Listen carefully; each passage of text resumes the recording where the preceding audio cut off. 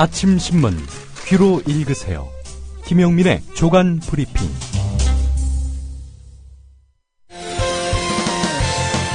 학교 폭력 예방 앱 스마트 보디가드. 스마트폰 왕따 문자 등 사이버 학교 폭력이 6배 이상 늘었습니다. 학교 폭력은 언제나 욕설, 모욕, 협박과 같은 폭력 문자를 동반합니다. 그런 학교 폭력 문자만을 감지하여 부모님께 알려드립니다. 미리 알면 예방할 수 있습니다. 구글 플레이에서 학교 폭력 예방 전문 어플 스마트 보디가드를 설치하세요. 지금 설치하고 먼저 무료 이용해 보세요. 네, 김용민 PD와 함께하는 조간 브리핑입니다. 안녕하십니까? 네, 안녕하십니까? 예, 요 물 따르는 소리가요. 예, 커피 타는 소리입니까? 그러겠죠. 뭐 아침부터 예. 막걸리를 마실 일은 없으니까. 예, 예. 제가 듣기에는 이제 컵라면에 물 붓는 소리로 들려서. 그 아침에 그렇게 드시는 분들도 많습니다. 예. 예. 저 김용민 PD가 하는 브리핑이어서 좀 그런 생각이 들었습니다. 아침에 어떤 신문을 가장 먼저 보통 살펴보십니까? 가나다 순으로 봅니다. 예. 경향신문으로 시작해서 한겨레로 끝납니다. 예. 예. 근데 오늘 첫 페이지에 오른 건 조선일보 기사네요. 그렇습니다. 그것도 외신면 16면에 있는 기사입니다. 미국 뉴욕타임스가 161년 만에 기사를 정정 보도한 건데요. 예. 기사의 오탈자를 바로 잡는 겁니다. 요즘 그 영화 노예 12년이 화제지요. 예. 아카데미상도 수상을 했고요. 자, 이 노예 12년의 실제 주인공 이름이 틀리게 나왔어요. 오자였던 거지요. 그래서 뉴욕타임스가 161년 만에 바로 잡습니다.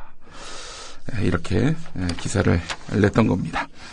뉴욕타임스는 실수가 있었지만 이번 일을 계기로 더 완벽하고 정확한 기록을 갖게 됐다라고 밝혔는데요. 예. 자, 이 뉴욕타임스의 권위가 바로 여기서 나오는 겁니다.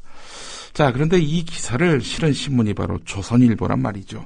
조선일보는 어떤 신문이냐?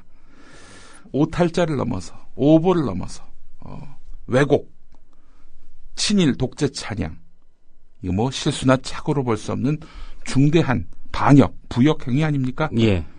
오늘 그 얘기를 안 할 수가 없습니다. 구체적으로 어떤 사례들이 있었죠? 1937년 이후에 조선일보 신년호에는 일본 왕 부부의 사진이 일면에 등장했고요. 조선 총독의 연두사, 총독부 정무총감과 경무국장의 연두소감이 실렸습니다. 1940년 신년호에는 조선일보 제호 위에 일장기가 올라갔습니다. 하지만 조선일보가 몇 년 전에 펴낸 조선일보 역사 단숨에 읽기 1920부터 이런 제목의 책에는요. 예. 일제시대 조선일보의 위상을 식민지 암흑을 밝힌 민족의 빛이다 이렇게 규정하고 있습니다. 조선일보는 그야말로 한국 현대사에서 최악의 독재로 불리는 유신 발표 다음 날인 1972년 10월 18일 앞으로의 보다 보람되고 영광스러운 삶을 얻기 위해 진정한 알맞은 조치임을 기쁘게 생각한다 이런 사설을 내놓았습니다. 유신이 이제 그렇다는 얘기죠? 그렇습니다. 예. 유신 이후에 긴급 조치가 이제 발동이 됐고요. 수많은 사람들이 감옥에 가고 또 사법살인을 당하지 않았습니까? 그런 시대를 복귀해 본다면은 유신이 진정한 알맞은 조치임을 기쁘게 생각한다라고 평가한 조선일보의 행태. 이건 정말 이 반역사적 발언이었던 거지요.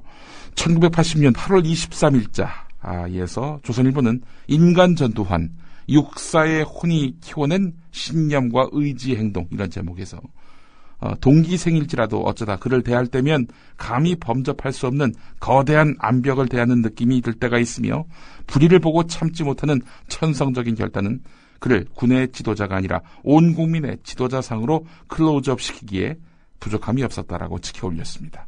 어처구니가 없습니다.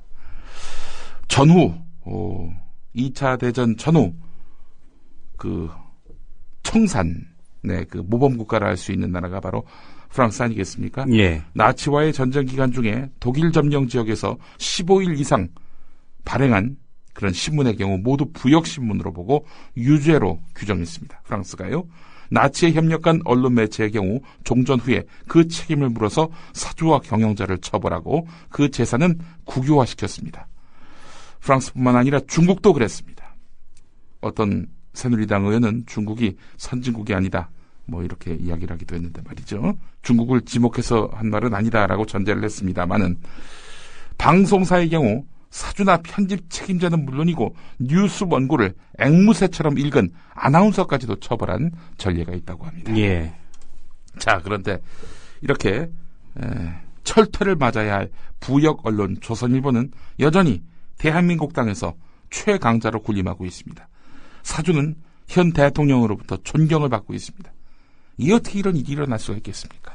예, 얼마 전 조선일보가 주최한 행사에서 박근혜 대통령이 했던 말이죠. 예, 그렇습니다. 예, 존경한다는 얘기는요. 예, 예. 자, 경향신문 12면으로 가보겠습니다. 검찰이 법정에 낸 유우성 씨의 출입경 기록해서 3건의 문서가 모두 위조됐고 변호인 측이 낸 2건의 문서는 모두 진본이라는 중국 정부의 발표. 이 발표가 간첩 증거 조작 의혹의 출발점 아닙니까? 예. 자, 당시 중국 정부는 검찰 측 문서가 위조됐다라고 밝혔는데 어제 조선일보 김창균 부국장은 검찰 측 문서가 도리어 설득력이 있다. 진본일 가능성이 높다. 이런 식으로 얘기를 했습니다. 자, 그런데 오늘 경향신문 보도를 보면요. 유우성 씨의 출입경 기록, 검찰이 제출한 출입경 기록, 같은 날 같은 곳에서 발급된 검찰 측 제출 문건. 예. 자기들이 낸 문건 2건이 서로 또 다르다는 겁니다. 이게 이제 변호인이 낸 문건과 다른 거는 뭐 이해가 되지만 예. 검찰이 낸 2건의 문건도 서로 똑같은 간이 문건인데. 다르다. 예. 예. 자, 이우성 씨 측 변호인이 확인한 결과인데요. 2 문서에 찍힌 허룽시 공안국의 관인은 눈으로 봐도 확인할 수 있을 만큼 차이가 있었다는 겁니다. 룽 그리고 시 뭐 이런 글자에 차이가 있었다는 건데요. 관인, 그러니까 도장 크기도 차이를 보인다라고 변호인 측은 주장하고 있습니다. 이걸 보면은 결국 검찰 측 문건은 위조된 것이다. 진본이 아니다라는 결론에 이르게 됩니다. 자, 국민일보 일면 기사는요, 한 발 더 나갑니다. 검찰이 증거로 제출했던 중국 공문서 3건 가운데 하나를 국가정보원의 조선족 협력자가 임의로 작성해서 관인까지 직접 찍은 정황을 검찰이 포착했다는 겁니다. 예. 그러니까 이제 검찰이 증거로 제출했던 이 문건 위조된 것이 확실하다라고 검찰 측이 결론을 내렸다는 겁니다. 이 기사를 본 말이죠. 자, 놀라운 사실입니다. 이것은 그 조선족 협력자 A씨를 검찰이 불러가지고 조사하는 과정에서 이 같은 진술을 확보했다는 겁니다. 자, 검찰의 그 말을 종합해 보면요. 국정원 직원이 지난해 12월 중순에 인천에서 이 조선족 협력자를 만나가지고 예. 유우성 씨 변호인이 법원에 낸 문서를 반박할 수 있는 자료를 구해달라 이렇게 요청했다는 겁니다. 자, 그러자 이 조선족 협력자 A씨는요. 국정원 직원의 요구에 따라서 중국으로 건너간 다음 자기 멋대로 위조된 문건을 만들어가지고 국정원에 줬다는 겁니다. 문서 자체가 위조됐다. 이렇게 검찰이 보고 있다는 겁니다. 예. 예. 이 보도대로 나면 국정원이 이제 시킨 거 아닙니까? 예. 예. 조선족한테. 예. 위조해달라 뭐 이렇게 명시적으로 부탁한 것은 아니지만 변호인이 법원에 낸 문서를 반박할 수 있는 자료를 구해달라. 이런 이야기를 했다는 겁니다. 예, 그 문서가 진본이라고 하면 반박할 수 있는 건 진본을 낼 수는 없으니까. 예. 결국은 진본을 반박할 수 있는 뭐를 내달라는 얘기 아니에요. 네. 국정원의 하청을 받은 게 아니냐. 이런 의혹을 갖지 않을 수가 없습니다. 예. 오늘 국민일보 일면 기사가 상당한 파장이 있을 것 같습니다. 자, 어제 그 정부가 또 주택 임대차 시장 선진화 방안 보완 조치를 내놓았습니다. 5일 전에 내놓은 대책에 보완책을 내놓은 겁니다. 그러니까 5일 전에 내놓은 대책이 뭐 그리 완성도가 높다든지 이런 게 아니었다라고 정부 스스로 자인한 꼴입니다. 예. 그렇지 않습니까? 예. 자, 그런데 내용이 이렇습니다. 세금 때문에 은퇴 후에 월세를 받으면서 이렇게 사는 그런 고령층, 이분들을 달래기 위한 조치라는 겁니다. 이 집주인들을 달래기 위한 조치란 얘기인데요. 자, 이번 조치, 보완 조치에 따르면 연간 1,000만 원의 월세 소득자의 경우 지금은 6만 원의 세금을 내지만 앞으로는 한 푼도 안 내도 된다는 겁니다. 연 1,200만 원 월세 소득자는 세금이 15만 원에서 11만 원으로 줄어듭니다. 6월 지방선거를 앞두고 어느 정도 예상됐던 내용인데요. 예. 자, 그렇다면 월세 가격 급등으로 어려움을 겪는 서민 세입자를 위한 대책은 있느냐? 없습니다. 자, 근로자 3명 가운데 1명은 한 푼도 세금 감면 지원을 받지 못합니다. 연봉 4천만 원에서 7천만 원대 중산층에 이 지원이 집중되기 때문에 근로자 3명 가운데 1명, 그러니까 숫자로 따지면 516만 명 정도 됩니다. 이 사람들은 이번 대책에서 외면당했습니다. 예. 자, 특히 맞벌이의 경우 남편 연봉이 1억이 넘더라도 아내 연봉이 7천만 원 이하면은 세액 공제를 받을 수 있다 하니 이게 결국 집주인 대책 아니냐, 이렇게 볼 수밖에 없는 겁니다. 이와 관련해서 시민단체 관계자는 이번 대책은 지방선거를 겨냥한 중산층, 고령층 대책에 불과하다. 특히 불로소득자에게 세금 감면이 집중된다는 점에서 세법상으로도 퇴행적인 조치다, 이렇게 말을 했습니다. 예. 오늘 조선동아일보도요, 이 같은 대책에 대해서 한 목소리로 질타하더군요. 경향신문하고 논조가 다르지 않았습니다. 예. 자, 얼마 전 있었던 이런 참담한 그 빈곤 절벽에 떨어진 새 모녀들의 비보, 여러분들 기억하실 겁니다. 자, 배우자와 이혼하거나 사별한 여성 노동자 가운데 최저 생계비에 못 미치는 임금을 받는 이들이 71만 9,700여 명, 한 72만 명에 이르는 것으로 드러났습니다. 이 새 모녀들과 비슷한 처지에 놓여 있는 분들이 그야말로 도처에 있다는 겁니다. 자, 이혼, 사별 여성 노동자 가운데 정규직은 28%에 그치고 있기 때문입니다. 자, 최근 죽음으로 복지 틈새를 다시 한번 들춘 서울 송파구 새 모녀의 가정과 마찬가지로 이혼, 사별 여성 상당수가 갑작스레 빈곤으로 내몰리면서 사회 안전망에서는 열애가 되고 있음을 여실히 보여줬다는 얘기입니다. 이 내용을 공개한 심상정 의원, 복지 사각지대 해소를 위해서 근본적인 대책, 취약층의 산재, 고용보험 실태조사가 대대적으로 필요하다, 이렇게 말을 했습니다. 예. 취약층의 산재, 고용보험 실태가 여태 조사되지 않았다는 얘기 아니겠습니까? 예, 관련한 기사가 오늘 한겨레 1면에 실렸습니다. 세모녀 관련한 기사가 또 있습니다. 경향신문 12면으로 가봅니다. 시민단체의 목소리인데요. 수급자를 검열하는 선별복지부터 바꿔야 한다, 이런 얘기입니다. 복지 사각지대 없앤다면서 구조적 문제에 손한다는 정부를 질타한 건데요. 지금 대통령은 뭐라고 합니까? 아이, 정부의 그 복지 대책이 많은데 이 세모녀 같은 경우 이분들이 몰라가지고 결국 스스로 목숨을 끊는 비극을 자초한 거 아니냐, 이런 식으로 얘기를 했단 말이죠. 그러나 어제 제가 국민일보 기사를 인용하면서 홍보가 되었다 한들, 그렇게 해서 이 세 모녀가 공기관에 그 신청을 했어도 구호를 요청했다 한들 받을 수 있는 혜택이 없다라고 소개해드렸죠. 예. 자, 빈곤 관련 단체에서는 검열의 중심을 둔 제도부터 고치라, 이렇게 입을 모으고 있습니다. 말씀드린 대로 송파구 세 모녀가 주민센터를 찾아갔다 해도 아픈 큰딸을 포함해서 2명의 젊은 딸이 있어서 근로 능력이 있는 부양 의무자가 있다는 판단에 따라서 기초생활보장수급자가 되지 못했을 것이란 얘기입니다. 6개월만 지원되는 긴급복지지원제도마저 새 모녀는 지원법상의 지원 사유에 해당하지 않는다는 그런 지적을 들을 것이 뻔합니다. 뭐 그렇다면 민간단체와의 연결 정도가 대안인데요. 지역마다 사정이 다르고 그나마 한시적일 가능성이 높다는 겁니다. 예. 신청을 해도 탈락하는 사례가 반복되면서 결국 국가복지는 까다롭기만 하고 별 도움이 되지 않을 것이라는 인식이 자리 잡게 된다는 거죠. 자, 그렇기 때문에 이 세 모녀는 가봐야 말하자면 퇴짜만 당하지 않겠는가, 이렇게 판단을 해서 복지 신청을 생각도 못했을 것이다, 이렇게 보는 시각들이 많습니다. 신청했으면 도움을 드렸을 것이라는 박근혜 대통령, 현실과 거리가 먼 이야기를 하고 있다는 거죠. 자, 그렇다면 이 구조적인 문제를 어떻게 바꿔야 되느냐? 우선 복지공무원들 수를 늘려야 합니다. 사회공공연구소 재갈현숙 실장이 한 말이 있습니다. 인구 규모당 복지공무원 수가 한국은 OECD 평균의 60분의 1에 불과하다.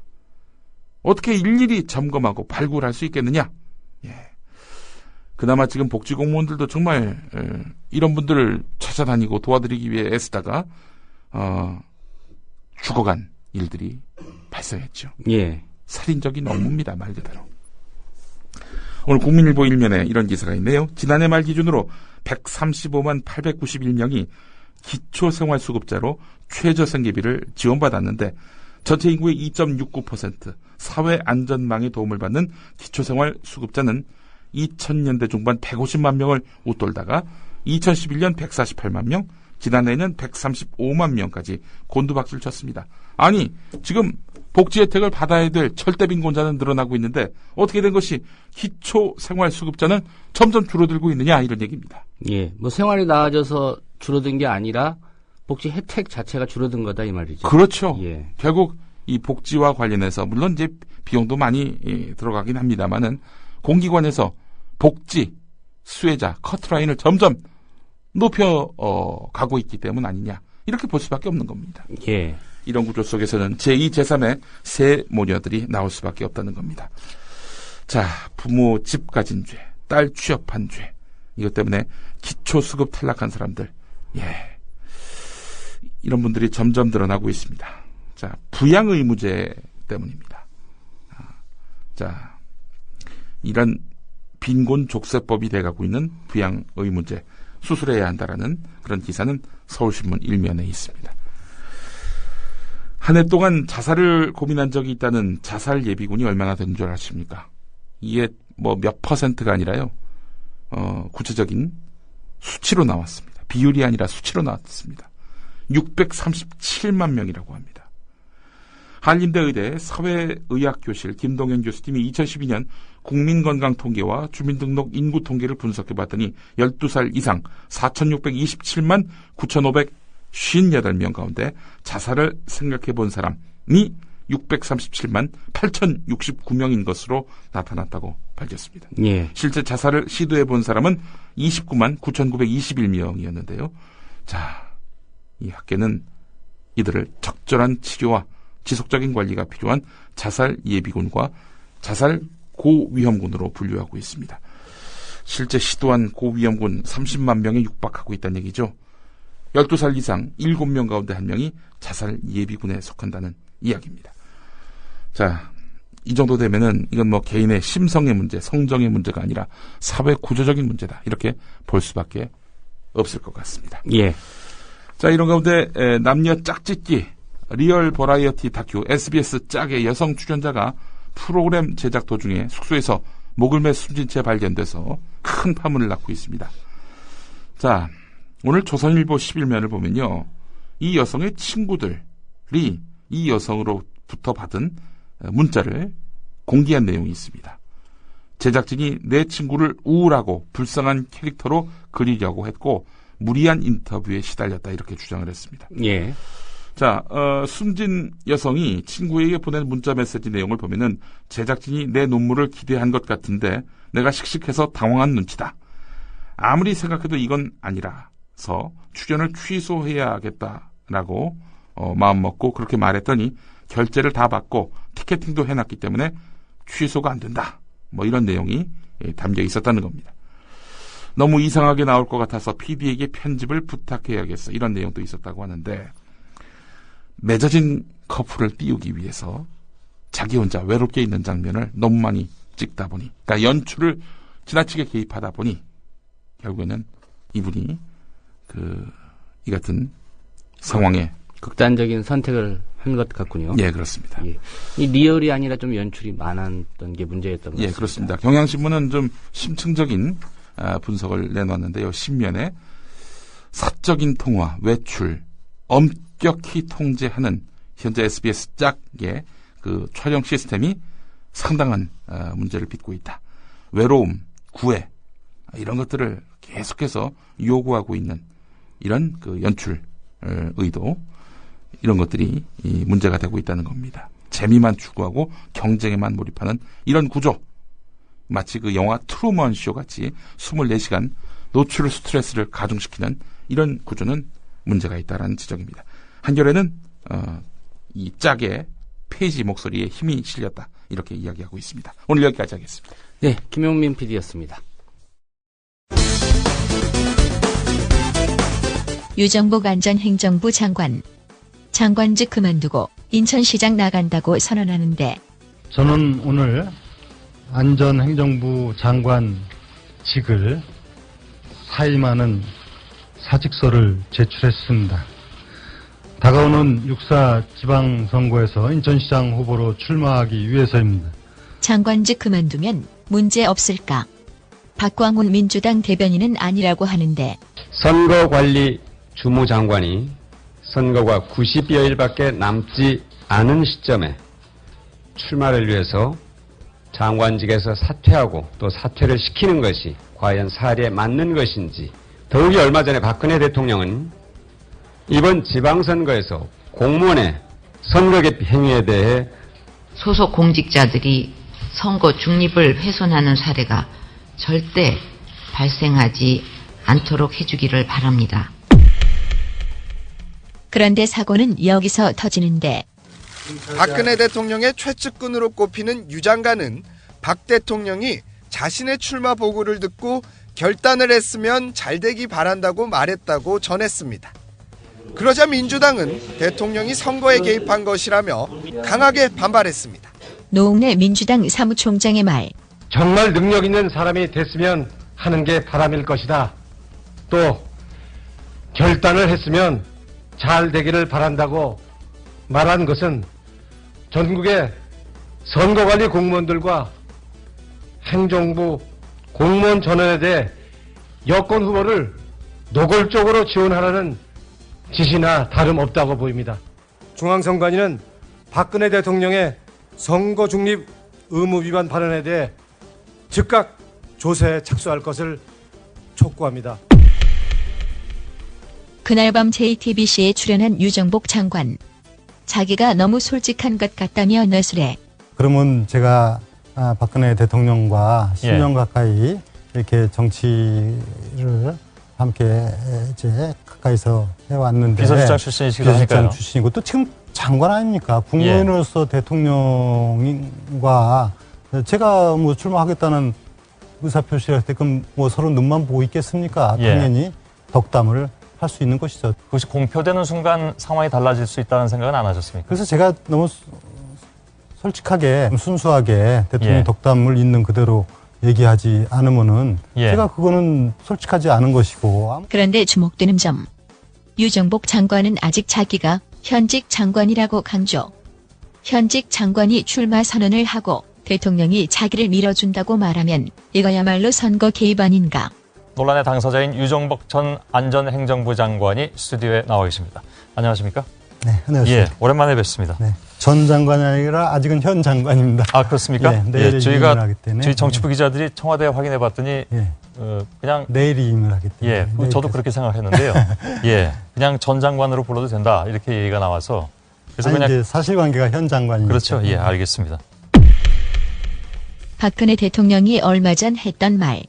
우리 정부에서 선거 중립을 훼손하는 사례가 발생할 시에는 절대 용납하지 않고 엄단할 것입니다. 박 대통령님, 말씀만 하지 마시고 진짜 엄단하세요. 엄단.